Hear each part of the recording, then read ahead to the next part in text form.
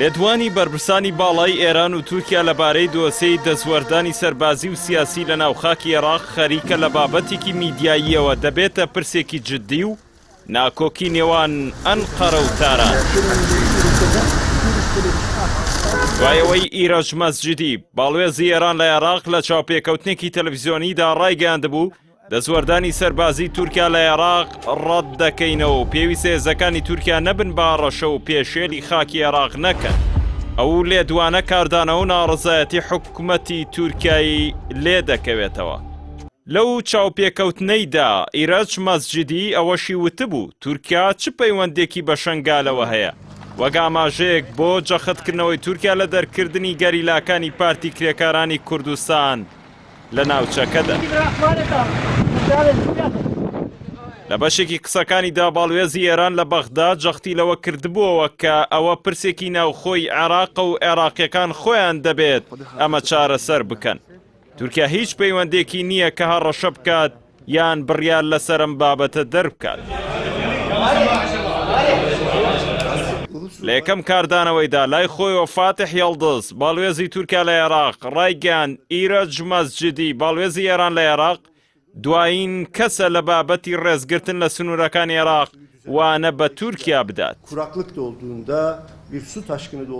هاوکات وەزارەتی دەرەوەی تورکیا بانگهێشتی باڵوێزی ئێران لە ئەنقەرەی کرد و نیگەرانی و ناڕەزایەتی کۆماری تورکیای بە ئێران ڕاگەیاندووە.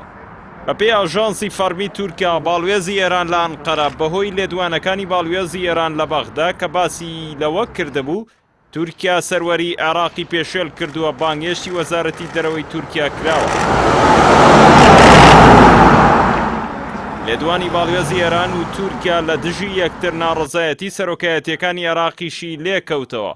محەممەد حەلبوسی سەرۆکی ئەنجومەنی نوێنەرانی عێراق لەو بارەوە ڕایگەیاند نوێنەرانی نێردە دیبلۆماتیەکان ئەرکیانەوەیە نوێنەرایەتی وڵاتەکانیان بکەن و پێویستە ڕێز لە سەروەری عێراق بگرن. حەلبوسی جەختی لەوەش کردوتەوە پێویستە نێردە دیبلۆماتیەکان باش لە ئەرکەکەیان تێبگەن و دەسوەردان لەو پرسانە نەکەن کە پەیوەندی بەوانەوە نییە.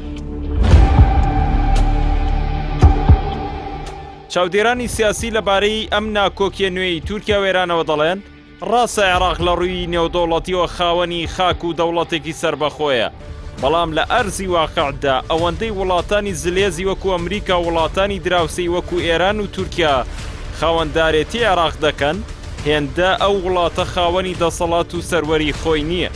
ئەمە شوای کردووە عێراق ببێتە چەقی ململانەی وڵاتانی جیهان و هەر دەوڵەتێک بەپێی سیاست و بەرژەوەندیەکانی خۆی وەبەرهێنان لە عێراقدا دەکات و پێشێلی هەموو سەروەریەکانی ئەو وڵاتە دەکات.